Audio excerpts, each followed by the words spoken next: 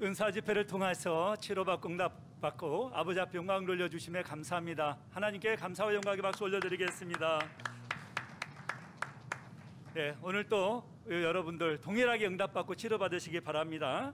당의당 직무대행 이수진 목사님께서 요동하지 말라 제의 말씀 증거해 주시고 연이어 은사 집회를 인도해 주시겠습니다. 직무대행님 나와 계시는데요. Pasteur principal par intérim va délivrer le message intitulé Ne vous agitez pas, mais quand elle se présente, veuillez l'accueillir avec des Alléluia, Alléluia. 헌화자는 14교구 서미경 지역자님 가족입니다. 남편 김피로 성도님, 아들 김윤석 형제님입니다.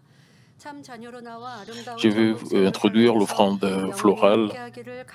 Nous rendons grâce et gloire à notre Dieu, le Père d'amour, qui désire ardemment que nous devenions ses vrais enfants et que nous vivions avec lui dans la Nouvelle Jérusalem pour toujours. Nous remercions également notre berger qui remplit toujours la mesure de justice pour nous et le pasteur principal par intérim qui guide les membres d'Emmanuel vers la Nouvelle Jérusalem. Nos remerciements vont également à Madame Lebongnim qui nous conseille souvent avec amour et nous guide pour rester veillés dans la prière. Alors que l'entreprise de mon mari célèbre son 20e anniversaire, nous offrons cette offrande de fleurs avec un cœur reconnaissant. Nous sommes heureux d'être les troupeaux de Manmin dont nous sommes fiers.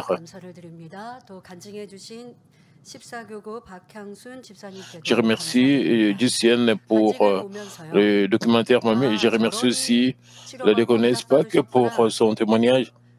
En voyant son témoignage, j'ai réalisé que c'est de cette manière qu'elle a été guérie. Pour recevoir des guérisons et des réponses, vous devez suivre son exemple. Elle a confessé qu'elle est contente. Même son expression faciale, c'est la joie. Et elle est contente pas seulement parce qu'elle est guérie. Et qu'est-ce qui est arrivé avant sa guérison? Quand Madame Lebongnim a dirigé la prière, elle a participé à cette réunion de prière.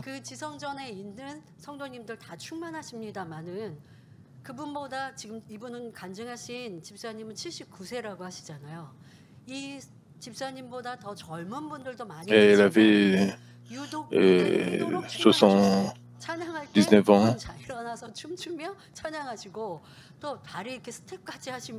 Même quand on loue, quand il y avait de loin, elle se mettait debout et elle dansait joyeusement.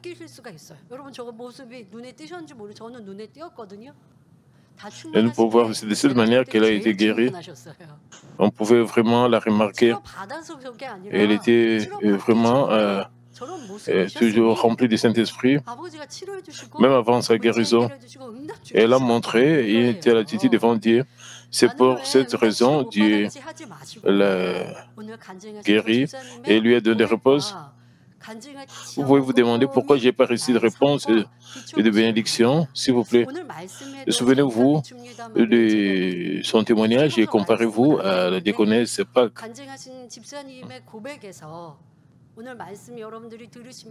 À partir de ces confessions,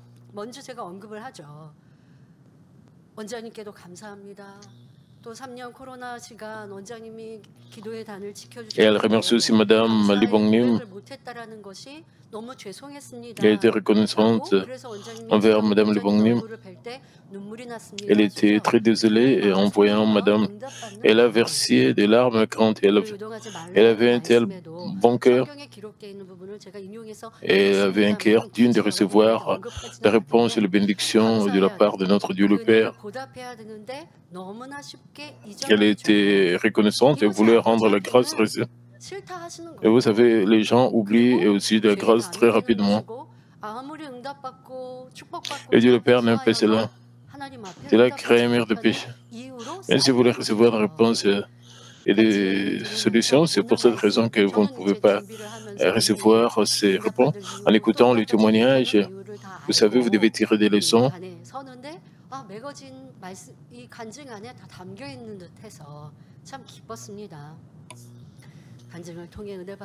Et cela semble comme si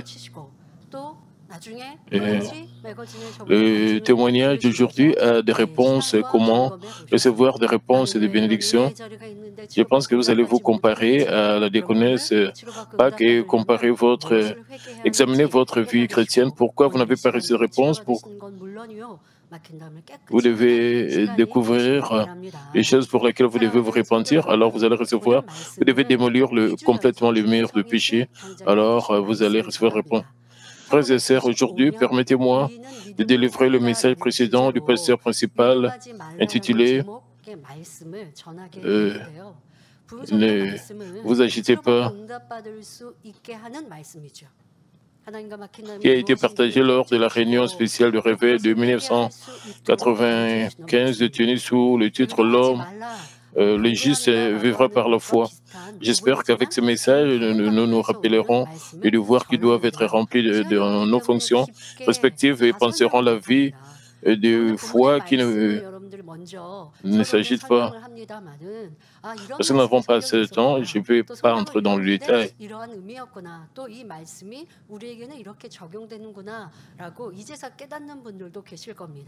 Ce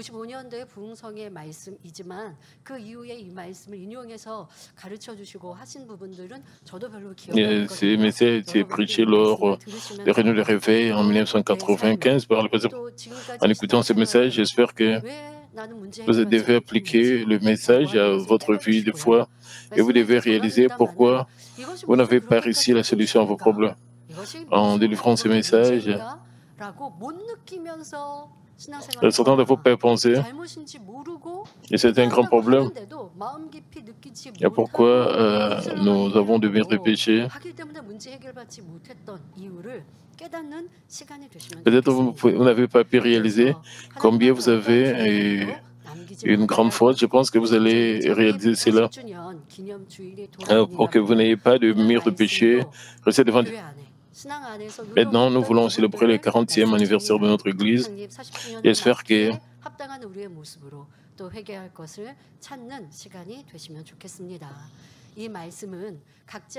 nous devons penser aux choses pour lesquelles nous devons nous repentir. Avec ce passage, nous nous rappelons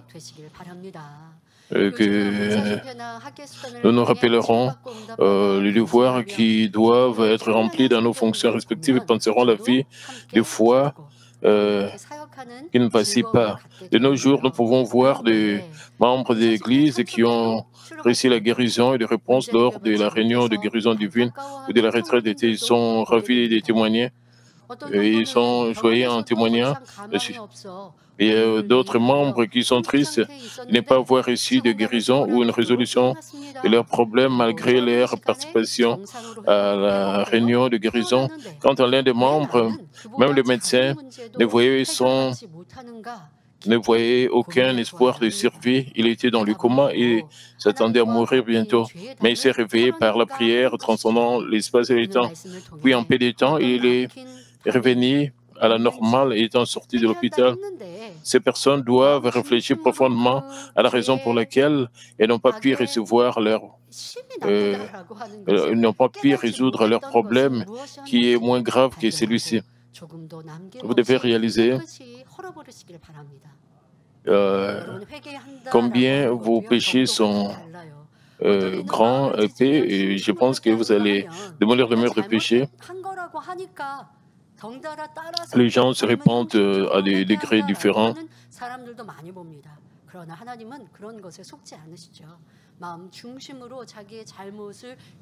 Et d'autres personnes se répandent de manière seulement par formalité.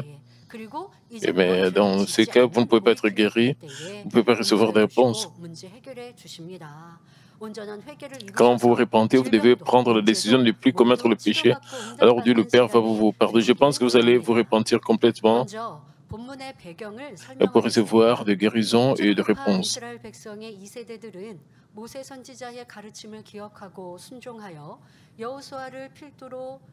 La question est de savoir s'ils ont démoli le mur de péché.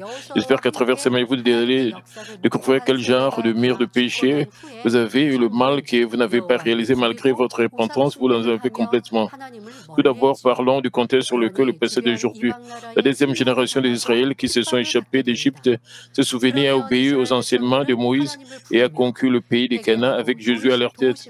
Mais après que les gens qui ont été témoins des œuvres de Dieu avec Jésus sont morts, leur progéniture a abandonné Dieu et adoré les idoles et s'est éloigné de Dieu.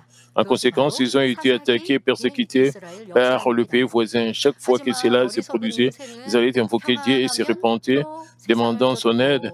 À son tour, le Dieu d'amour leur a pardonné et a nommé les juges, les a aidés à gagner les batailles et leur a apporté la paix. Mais étant insensés, ils commettèrent à nouveau de péché alors que leur vie était en paix et s'attirèrent des ennuis. Dans le passé d'aujourd'hui se trouve une scène où les Israélites ont crié à Dieu après avoir été tourmentés par les Madianites pendant 7 ans.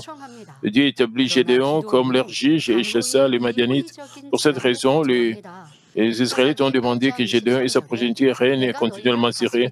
Pourtant, Gédéon a résolument rejeté cette offre favorable. Il a dit dans Juge 8, 23, Gédéon leur dit, je ne dominerai point sur vous, et mes fils ne domineront point sur vous.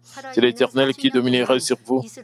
Alors que Gédéon était vivant et régnait en tant que juge, mais pas en tant que roi. Pendant 40 ans, la nation a connu la paix, mais après la mort de Gédéon, les Israélites ont de nouveau quitté Dieu. Juge 8, 33-35 déclare, lorsque Gédéon fut mort, les enfants d'Israël recommencèrent à se prostituer au Baal et ils prirent Baal-Bérite pour leur Dieu. Les enfants d'Israël ne se souvinrent point de l'Éternel, leur Dieu, qui les avait délivrés de la main de tous les ennemis qui les entouraient, et ils n'eurent point d'attachement pour la maison de Jéroboam et Gédéon après tous les biens qu'il avait fait à Israël. Dieu a établi Gédéon comme leader et a donné la paix à Israël.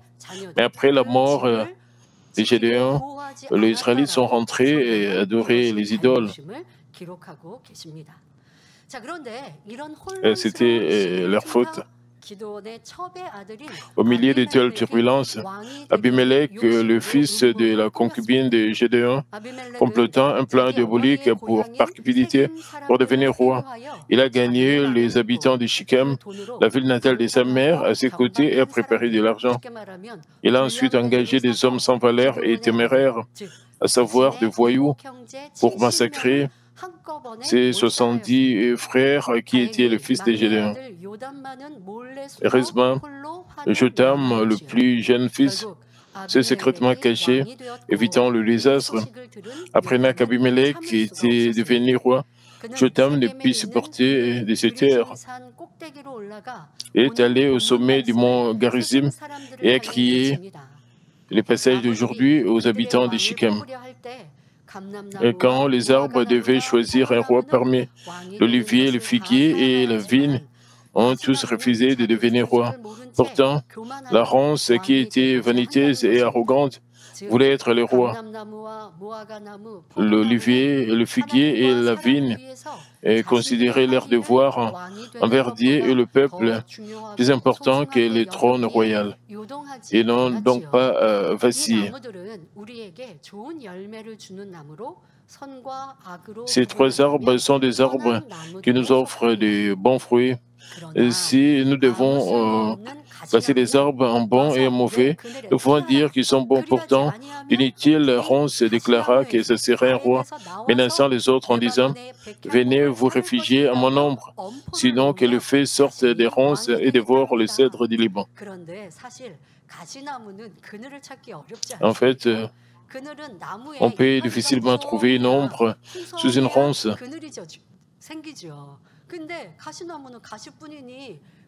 Quand il y a des feuilles vertes et à l'ombre, mais avec la ronce, il n'y a pas vraiment d'ombre. Pourtant, la ronce est menacée de le consumer par le feu, à moins qu'ils ne fassent ce qu'on leur disait.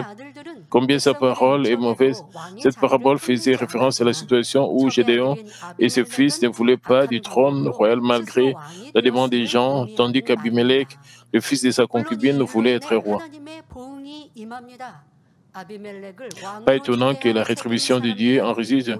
Les habitants de Shechem qui ont intronisé Abimelech ont été détruits par Abimelech lui-même. Pourquoi ont-ils suivi Abimelech? Parce que Shechem était la ville natale de sa mère.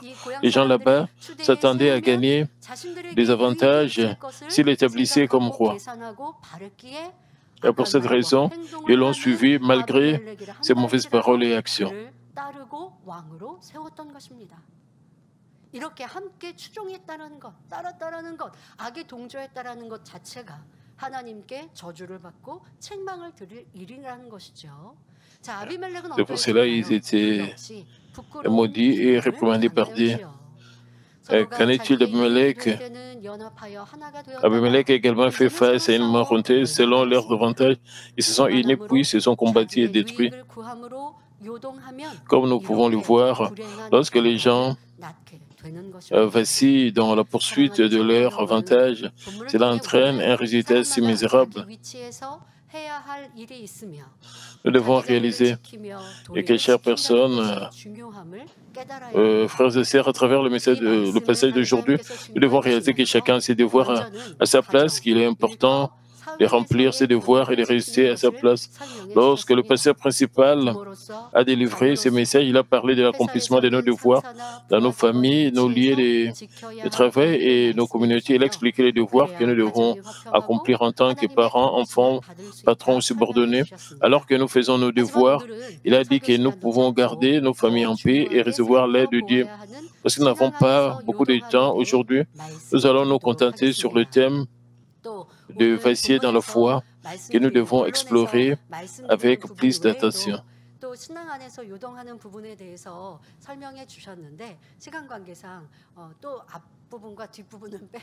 Le pasteur principal a expliqué aussi d'autres choses.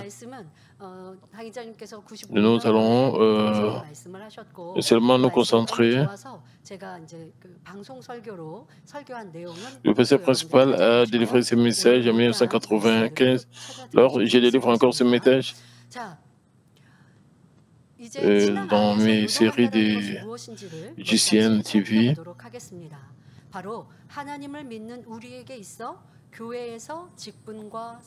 À savoir, nous allons parler des devoirs liés à nos titres, des devoirs au poste à l'Église. Parlons des devoirs du pasteur et des membres de l'Église.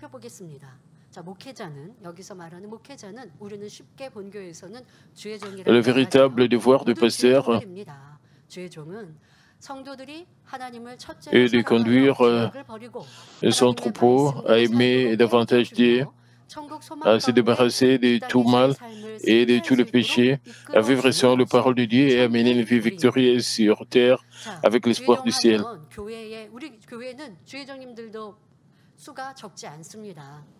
En tant que serviteur de Dieu, nous avons aussi beaucoup de pasteurs dans notre Église.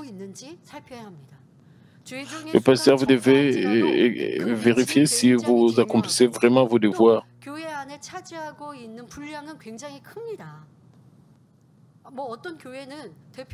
Et dans certaines églises, il y a seulement un seul pasteur.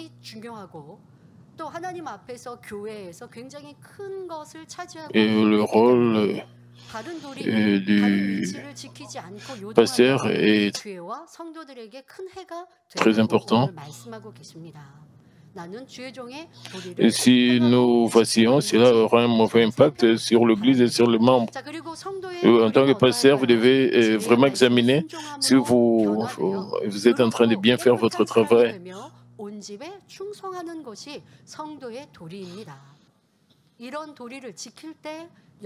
Et le devoir des membres de l'Église est d'obéir aux paroles de vérité, de se transformer en personnes justes et pures et de rester fidèles dans toute la maison de Dieu. En accomplissant ces devoirs, ils peuvent avoir la vie éternelle et entrer dans une meilleure demeure au ciel.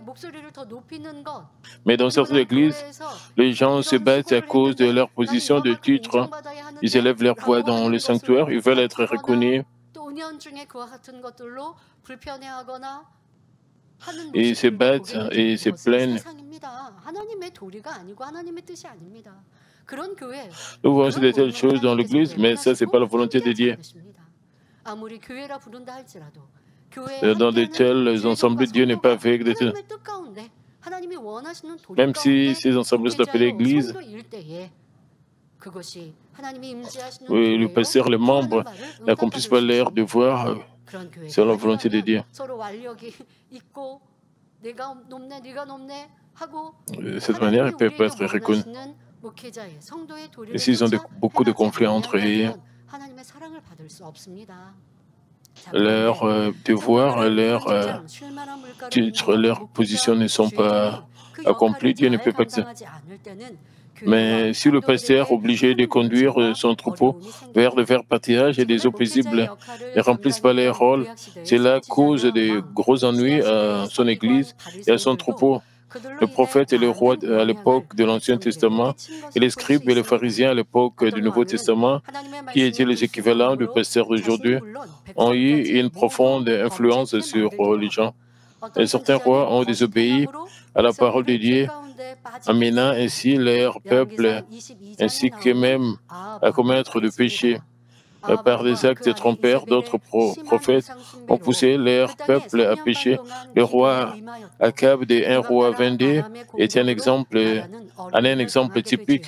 En raison de son idolâtrie sévère et de celle de sa femme, sa nation a été tourmentée par la famine de 3 ans et demi. Les attaques des Araméens étant si stupides et méchants, le roi a écouté le faux prophète en cherchant la volonté de Dieu, faisant ainsi face à un résultat misérable. Le roi Akab a proposé à Josaphat, le royaume méridional de Juda, de s'unir et de frapper Aram. Ensuite, le roi Josaphat a suggéré qu'ils interrogent d'abord le prophète de la volonté de Dieu. À ce stade, alors qu'un esprit trompeur pénétrait dans les 400 prophètes réunis par le roi Akab, tous affirmaient qu'il gagnerait. L'un des prophètes nommé Sédécias a même fait des cornes de fer et a dit, ainsi par l'Éternel, avec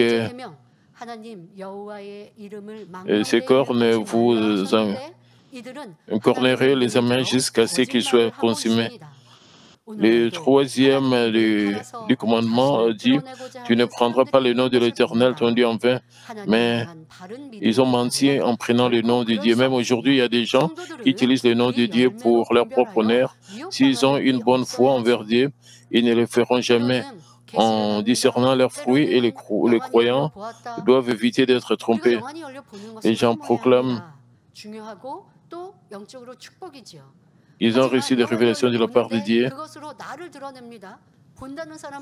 Et leurs yeux sont spirituels. Les yeux spirituels sont ouverts. Et ils disent qu'ils voient des choses spirituelles. Ils se vantent. Il y a des gens comme cela.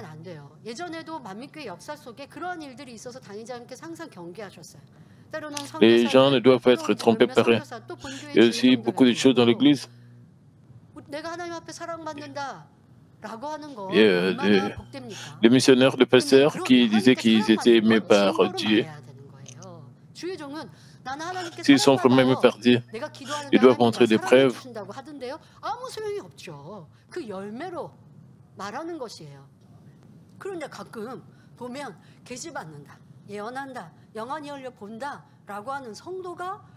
Et les gens parfois confessent qu'ils ont reçu des révélations de la part de Dieu, qu'ils voient des choses spirituelles. Il y a aussi des gens qui trompaient. Ça, c'est vraiment inutile. Quand nous sommes aimés de Dieu, nous devons voir les choses par leurs fruits. Nous devons les reconnaître par leurs fruits.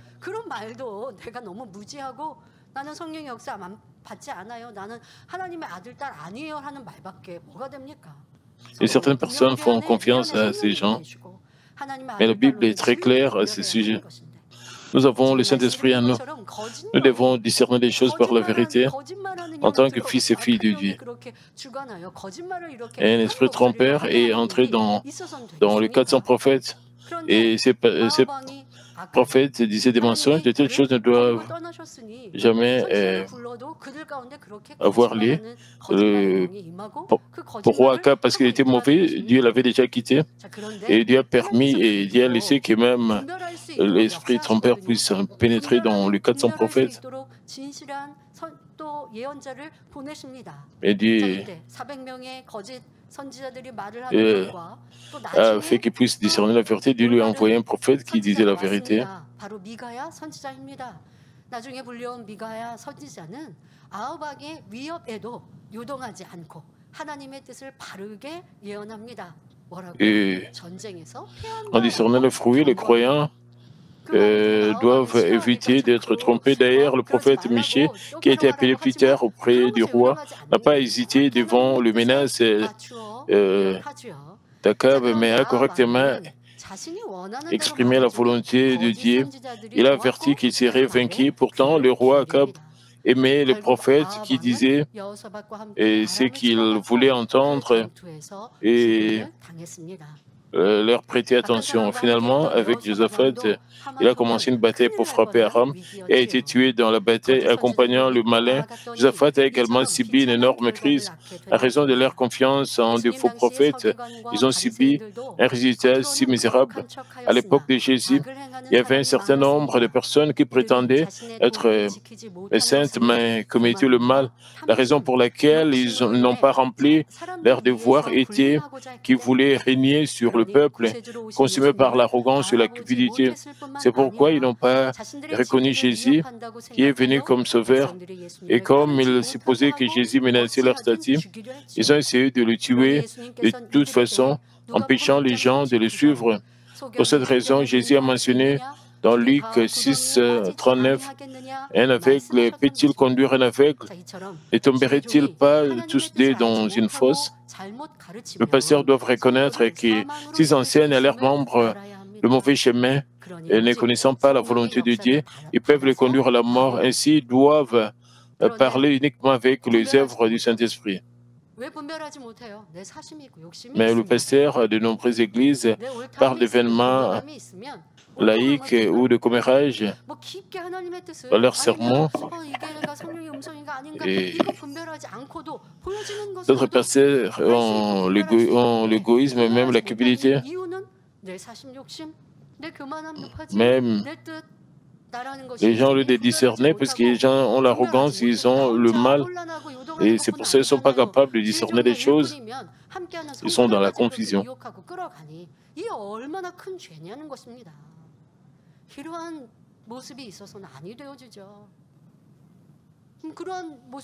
Un pasteur ne doit pas faire de telles choses. Dans l'histoire de Mamie, il y avait aussi de telles choses. Certains membres suivaient certains pasteurs. Ils ont aussi jugé, condamné les autres. Il y avait des ouvriers qui ont conduit les autres sur la mauvaise voie. Ils ont poussé les autres à juger, à condamner. Ils ont fait que le membre puisse perdre la plénitude. Et ces ouvriers, ces pasteurs, ils ne se sont même pas repentis. Ils n'ont même pas présenté leurs excuses devant le membre de l'Église. Comme nous allons célébrer le 40e anniversaire, nous ne devons pas laisser de telles choses avec nous, nous devons nous repentir de toutes choses.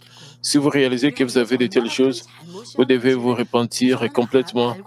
Nous devons réaliser que cela sont de graves péchés, nous devons réaliser cela.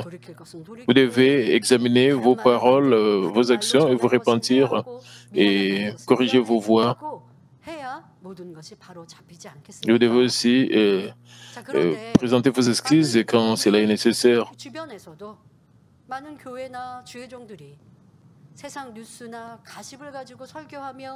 Mais le pasteur de nombreuses églises parle d'événements laïques ou de commérages dans leurs sermons. Il y a de telles choses sur cette chair. Nous ne parlons pas des histoires du monde, comme le pasteur principal nous enseigne. Nous devons seulement délivrer la vérité. Nous devons délivrer le serment avec les œuvres saintes à partir de cet autel. Mais il y a des pasteurs qui parlent de commérage dans leur serment, qui parlent d'événements laïcs. Et de telles choses ne doivent pas être dans les serments, c'est ce que nous avons appris de notre pasteur principal. Et regardez à d'autres dénominations et condamnent d'autres églises ou d'autres pasteurs d'être hérétiques. Et leurs membres les rejoignent en jugeant et condamnant. Alors ils sont en train de rédiger des grands murs de péché. Et ils disent que mon pasteur m'a enseigné cela. Et je crois, j'ai confiance en mon pasteur, c'est pour cela que j'ai seulement suivi mon pasteur. Et ces pasteurs sont aveugles et ils sont en train de guider aussi les aveugles. Et tous vont tomber dans une fosse. Nous devons toujours bien discerner pour que nous ne puissions pas vraiment vaciller. Si quelqu'un parle de la contre-vérité de l'Église, nous ne devons pas les écouter. Si vous avez le désir d'écouter des contre-vérités, de juger, de condamner, vous pouvez écouter de telles personnes.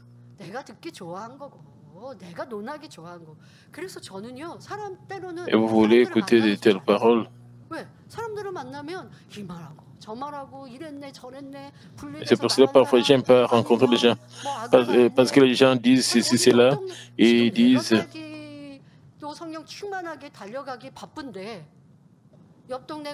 nous devons nous concentrer sur nous devons recevoir le principe. Le principe, c'est les gens parlent, c'est lui-ci a fait cela, c'est lui-là a fait ceci. Nous ne devons pas discuter de telles choses dans l'Église. Les gens parlent de telles choses. Je ne vais pas écouter de telles choses, mais pendant les épreuves, je ne voulais pas rencontrer les gens. Les gens qui aiment parler de telles choses, si vous écoutez, vous avez déjà vacillé et ces choses vont vous écarter de la vérité. Ce sont des paroles de contre-vérité. Ce sont de mauvaises pensées. Vous devez seulement fixer vos yeux sur l'Éternel Dieu et marcher vers une nouvelle Jérusalem. C'est de cette manière que vous pouvez atteindre une nouvelle chose. Si vous êtes crié au sujet qui a fait ceci, qui a fait cela, vous pouvez perdre votre foi. Alors vous allez stagner dans votre vie chrétienne. Vous devez arrêter de faire cela. Et toutes ces mauvaises choses puissent s'arrêter maintenant. Vous devez recommencer avec la plénitude du Saint-Esprit. Vous devez maintenir votre plénitude.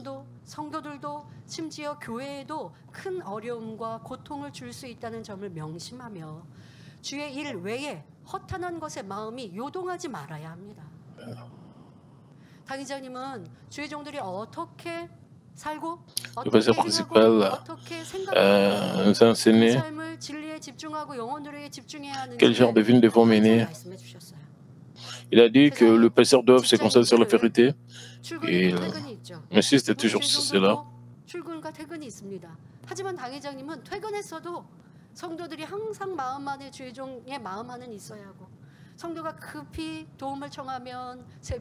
Même pendant les heures de travail, le pasteur doit toujours avoir le membre de l'Église dans leur cœur.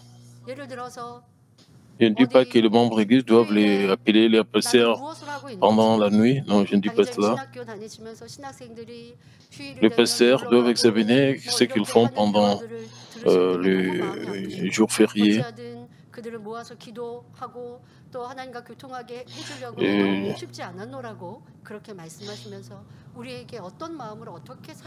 Le pasteur principal, son cœur était brisé quand il a entendu un étudiant de l'école théologique dire comment est-ce qu'il devait se rencontrer pour des choses mondaines, des choses du monde, pour un jour férié. Le pasteur, leur cœur doit être seulement sur les membres de l'Église. C'est de cette manière qu'ils ne vont pas vaciller. Les pasteurs doivent s'examiner s'ils sont en train de mener une telle vie.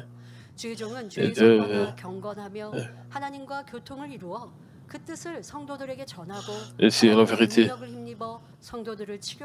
Ils doivent être saints, ils doivent communiquer avec Dieu, ils doivent délivrer le message de Dieu et ils doivent recevoir la puissance de Dieu. Ils doivent faire cela. 1 Corinthiens 4:20, car le royaume de Dieu ne consiste pas en parole, mais en puissance. Alors, comme dit Actes 6:4, et nous continuerons à nous appliquer à la prière et au ministère de la parole. Les apôtres des premières églises ont nommé les diacres qui se en charge des affaires administratives et financières. Mais contrairement à la volonté de Dieu, si le pasteur utilise l'argent de l'Église en privé par cupidité et s'il néglige et arrête de prier, absorbant les choses du monde, et il vacille et s'écartant tellement de leur devoir. Je voudrais demander à nos pasteurs, et quand vous écoutez les autres pasteurs, c'est votre choix.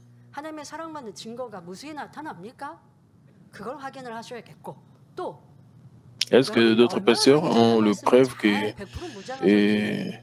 sont accompagnés par Dieu? Est-ce qu'ils ont le preuve des signes de prodiges? Les messages du pasteur principal sont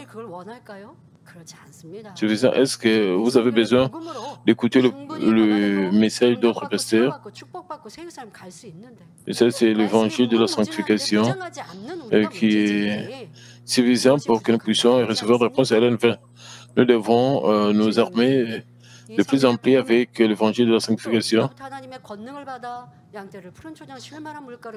Les pasteurs doivent vraiment s'armer, ils doivent se concentrer, s'armer de la parole de Dieu, ils doivent se concentrer pour recevoir la puissance. Leur cœur ne doit pas être pris par autre chose. Ils doivent toujours penser aux âmes, penser à l'Église, au royaume des cieux. Comme Paul a confessé dans 1 Corinthiens 9:27, mais je traite durement mon corps et je le tiens assujetti de peur d'être moi-même rejeté après avoir prêché. Les pasteurs doivent toujours se discipliner, abandonnant leur ego. Ils doivent agir uniquement selon la volonté de Dieu.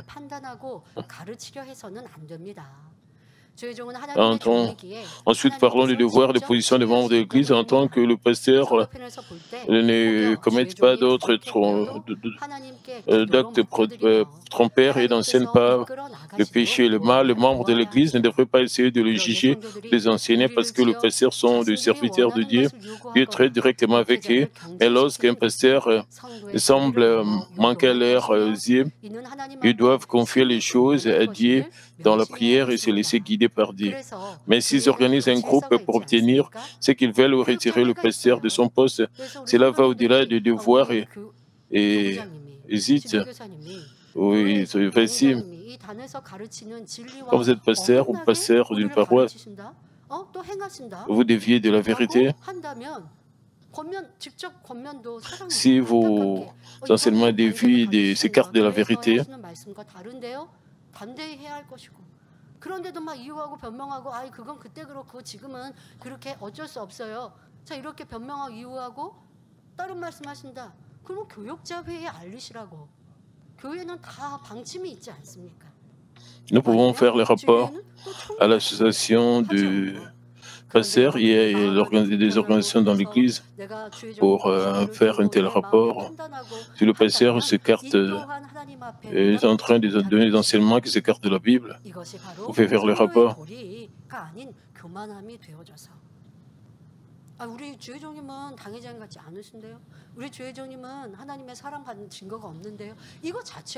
Vous pouvez dire que mon pasteur n'est pas comme le pasteur.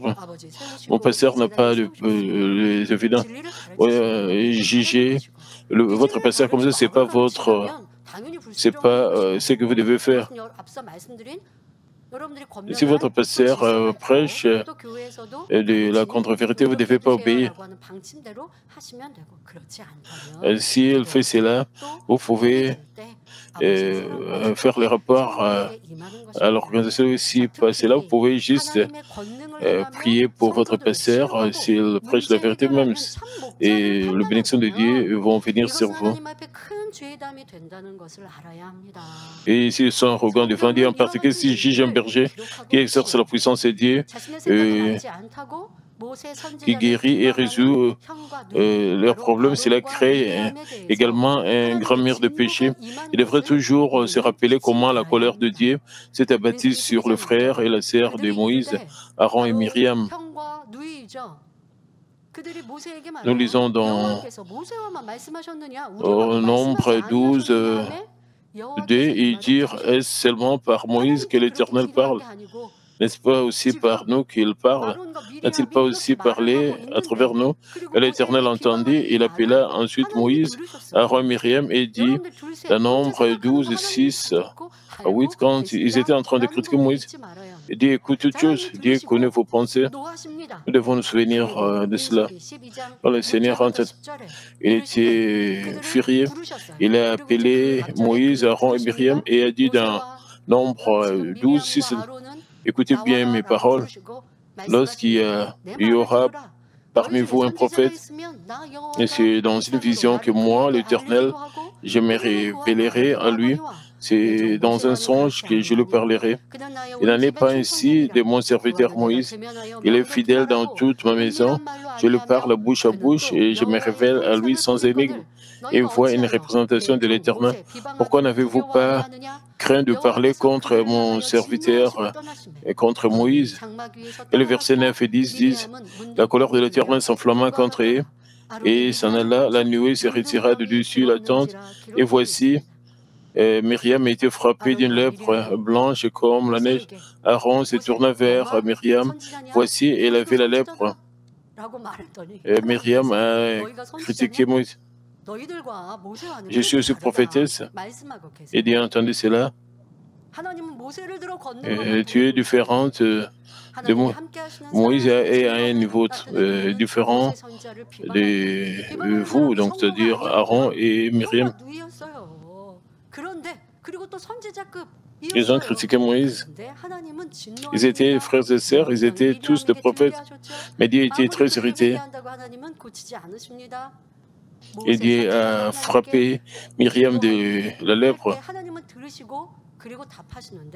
Seulement quand Moïse a intercédé pour eux que Dieu a entendu la prière et les a guéris. Parce que sa lèpre était vraiment sérieuse et devait rester 7 jours en dehors dans un camp. Elle était là seule. Nous pouvons voir comment Dieu déteste le fait de juger et de condamner. Un serviteur surtout garanti par Dieu. Les gens sont prompts à juger, condamner, critiquer les autres lorsque des problèmes surviennent. Ils demandent de la prière, mais ils doivent comprendre pourquoi ils ne peuvent pas résoudre leurs problèmes rapidement, même après avoir reçu une prière. Certaines personnes disent qu'elles ne se repentent pas, mais ils ne se sentent pas coupables du fond de leur cœur parce qu'ils reçoivent la prière voulant seulement que leurs problèmes actuels soient résolus et ne reçoivent pas la réponse de la part de Dieu. De plus, en restant dans nos positions et en accomplissant nos devoirs sans vaciller dans l'Église, nous devrions voir cet état d'esprit qui est important. Nous devons chérir chaque personne de chaque organisation dans l'Église, même si on vous confie une tâche importante, vous ne devriez pas mépriser les autres. Vous ne devriez pas non plus envier les devoirs des autres tout en négligeant la vôtre. À ce sujet, nous pouvons trouver une bonne explication de 1 Corinthiens chapitre 12, le verset 12 et 13 disent « Car comme le corps est un et a plusieurs membres, et comme tous les membres du corps, malgré leur nombre, ne forment qu'un seul corps, Ainsi, en est-il de Christ. Nous avons tous, en effet, été baptisés dans un seul esprit pour former un seul corps, soit juif, soit grec, soit esclave, soit libre. Et nous avons tous été abrégés d'un seul esprit. Comme nous dit, tous les membres de l'Église sont d'un seul corps.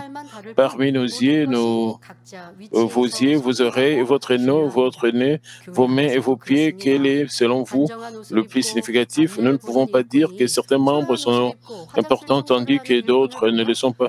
Bien que chaque membre ait un rôle différent, ils sont tous précieux et importants. Il en est de même au sein de l'Église. Si des membres du protocole vêtus d'une belle tenue voient des bénévoles nettoyer les toilettes dans des vêtements mités et pensent que leur travail est insignifiant, c'est d'une grande arrogance. De plus, si la personne dont le travail est à peine vu par les autres se sentent jalouses de celles dont le travail est facilement visible et pensent que leurs propres devoirs sont moins importants, ce n'est pas non plus approprié. Grâce aux bonnes nouvelles, à chaque coin de rue, tout se passe bien dans l'Église. Et si un enseignant de l'école du dimanche pense, parce que je n'enseigne qu'à des petits-enfants, mon devoir n'est-il pas moins important que les autres? Il se trompe. La raison n'est que si les enseignants guident bien les petits-enfants dans la vérité, ils peuvent grandir pour devenir des adolescents, des jeunes, puis des adultes avec un bon type de foi. Les membres de l'Église qui travaillent dur par amour pour Dieu, sans désir d'être reconnus par les autres, ont une foi qui ne vacille ni ne change. Ainsi, ils chérissent l'œuvre de Dieu elle-même, quel que soit.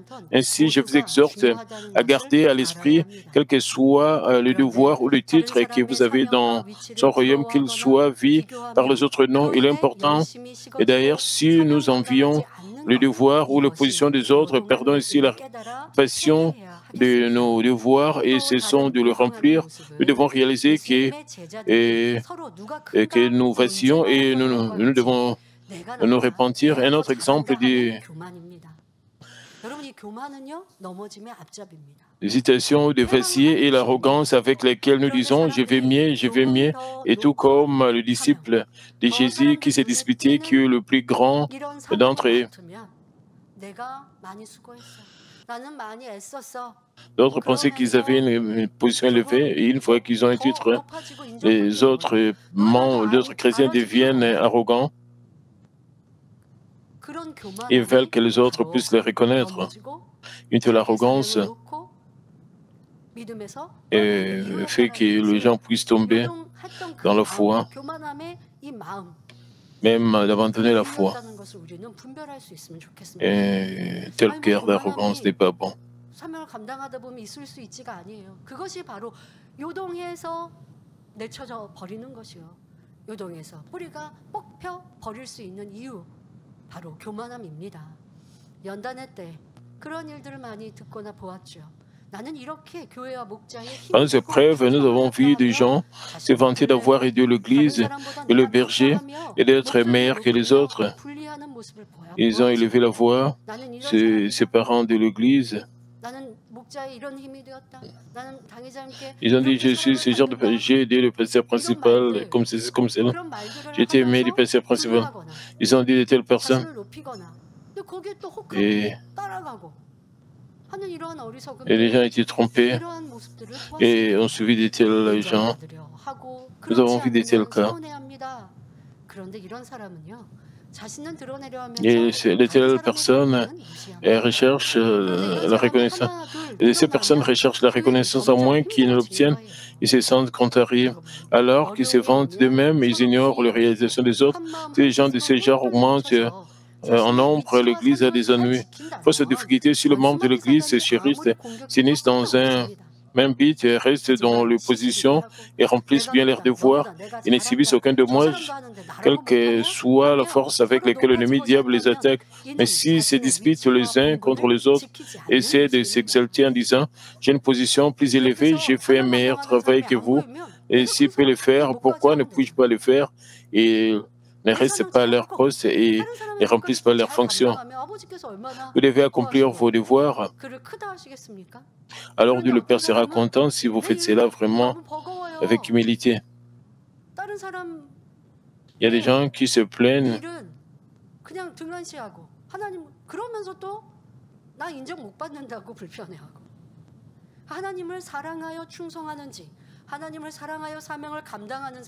Vous devez examiner si vous travaillez fidèlement. Ils vont dire, le Père, si vous aimez vraiment Dieu, vous n'allez pas vraiment vaciller dans n'importe quelle situation. Mais si vous voulez vous élever,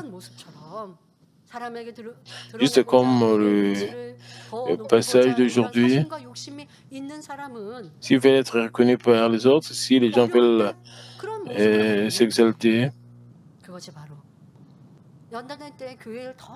et se révèlent pendant les épreuves, il amène des problèmes dans l'Église.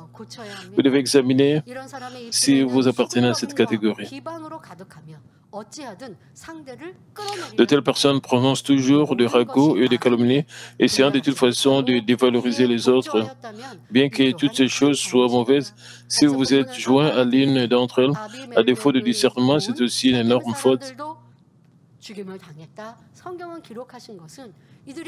Les gens de Shechem qui ont aidé Abimelech ont été aussi détruits. Ils ont commis une grave erreur parce qu'ils n'ont pas pu discerner qu'ils étaient trompés par Abimelech.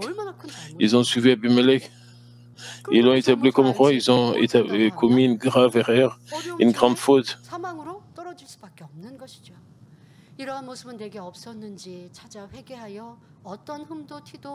Vous devez découvrir le domaine où vous l'avez fait et vous en repentir enfin et qu'il ne vous reste aucun défaut ni tâche. De plus, si nous négligeons ou abandonnons le devoir donné par Dieu en faisant une excuse de ceci et cela, c'est aussi vaciller et nous commettons une grosse faute devant Dieu. Dans Matthieu 25, dans la parabole des talents, l'esclave qui a reçu un talent a été sévèrement réprimandé juste pour garder son seul talent. Le maître a dit qu'il serait jeté dans les ténèbres extérieures et grincerait des dents, ce qui indique qu'il ne serait pas sauvé. Ainsi, si vous avez négligé ou abandonné votre devoir donné par Dieu parce que vous vous êtes heurté aux autres et que vous vous êtes senti accablé et que vous vous êtes occupé de vos affaires laïques, vous devriez vous repentir profondément. Et à partir de maintenant, quoi que vous fassiez pour Dieu, je vous mets au défi de ne pas hésiter, mais de ne pas vaciller, de remplir joyeusement vos devoirs par amour pour Dieu et de porter des fruits, afin que vous puissiez recevoir tout ce que vous lui demandez. C'est de cette manière que vous n'allez pas vaciller. Mais si vous vacillez, vous serez influencé par l'atmosphère. Et quand vous n'êtes pas reconnu, vous perdez la plénitude, vous enviez les autres. Parce que vous pensez que leurs devoirs sont importants, c'est aussi vaciller. Certaines personnes se vantent. 선한 마음, 고운 마음, 충성의 마음으로 제가 한 것 열심히 하고 또 누군가가 어려우면 그것도 제가 하겠습니다. 이런 충성의 마음이 아니라 내 것도 잘 못하면서 남의 것, 더 저 높은 것도 난 그것도 할 수 있어. 나에게 Ils envient les autres, ils envient les fonctions des autres dans l'Église et ils se plaignent. Pourquoi on ne me donne pas une telle fonction? C'est aussi vaciller. Et cela nuit au royaume de Dieu si les gens se comportent de la sorte. Jusqu'à présent, nous avons parlé du cas où les gens hésitent et les gens vacillent, ne respectant pas leur position et leur devoir dans le royaume de Dieu. Je vous exhorte à examiner si vous avez hésité, vous avez vacillé dans votre cœur ou vos actes en particulier en traversant ces épreuves et à vous repentir complètement. Et nous devrions chérir chaque membre de l'Église constituant un seul corps et ne pas briser leur cœur, alors que nous considérons que les devoirs de chacun sont précieux et que nous accomplissons nos devoirs dans nos positions respectives. C'est en effet un amour précieux. Pendant ces épreuves, il y a eu beaucoup de choses et ces choses ont créé de murs de péché devant Dieu le Père. C'est aussi facile et Satan danse de joie en voyant cela. Pour le moment, nous nous répandons de toutes les choses. Nous sommes en train de changer nos pensées et nous n'allons plus faire de telles choses. Les gens font cela parce que les gens essayent de s'exalter.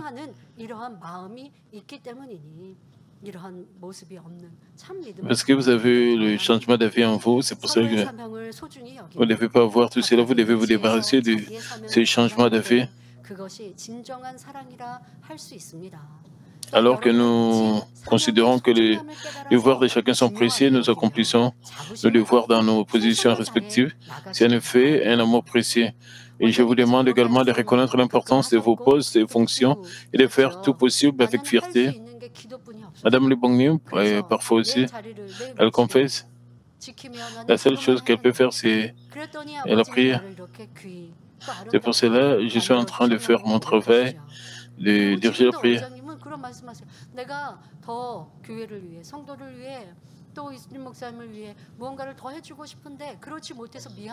Elle dit comment est-ce que peut aider l'Église, comment est-ce que peut aider le pasteur principal par intérim, et elle se sent parfois désolée. Elle considère son travail comme très important. Nous sommes sécurisés à cause d'elle. Nous devons bien accomplir nos fonctions dans l'Église.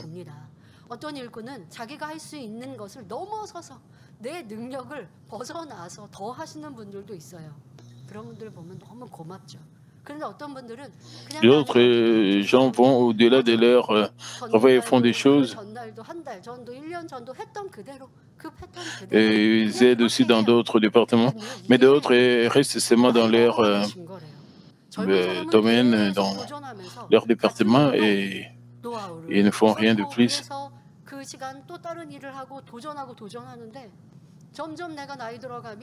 Certaines personnes se lancent des défis, mais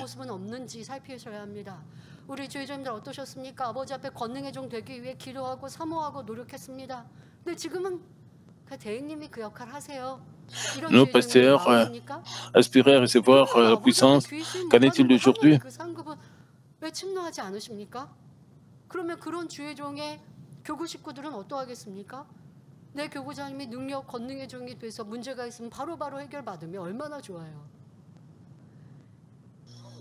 Et combien cela sera bon si vous recevez la puissance et vous résolvez le problème des membres de votre paroisse en tant que pasteur assistant.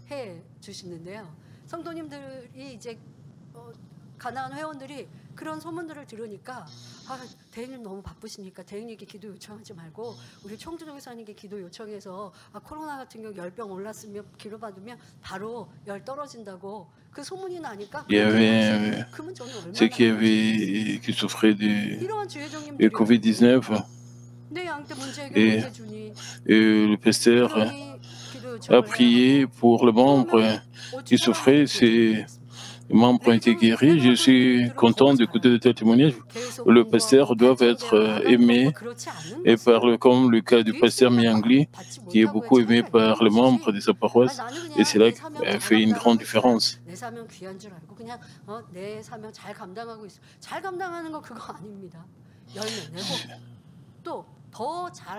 Les Lévites doivent apporter de fruits, doivent faire un très bon. Ils ne doivent pas blaguer. C'est de cette manière qu'en portant des fruits, un certain Lévite, ils sont satisfaits au sujet de ce qu'ils font. Ils pensent qu'ils servent là.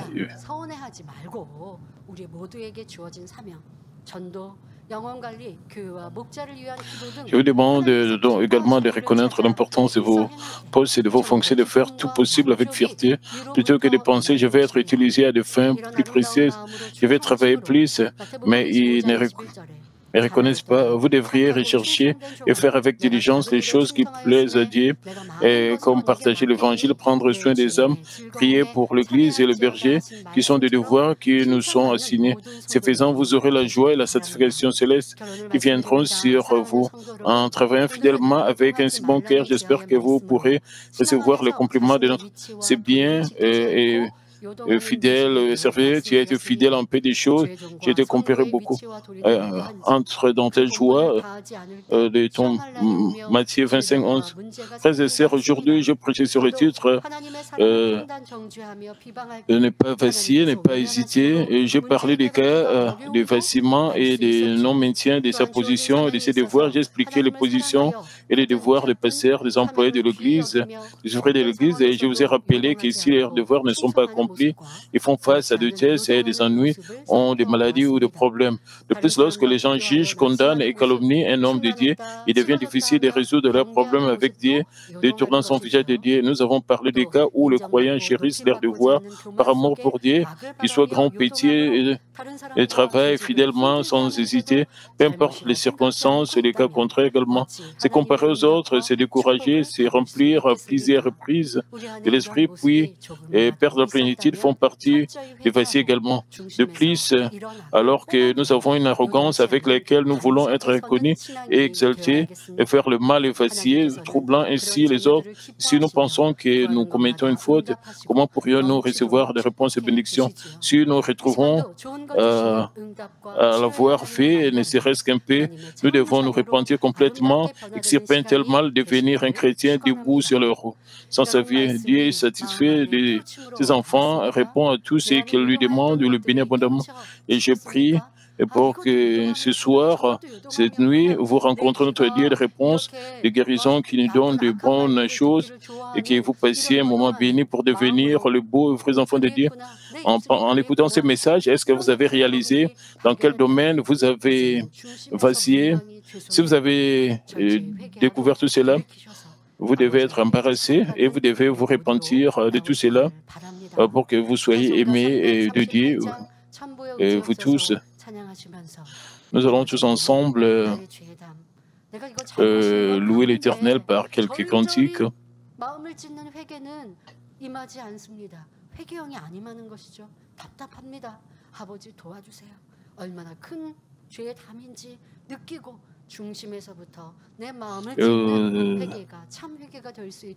Demandez Dieu de vous aider. Vous devez déchirer vos cœurs dans la repentance.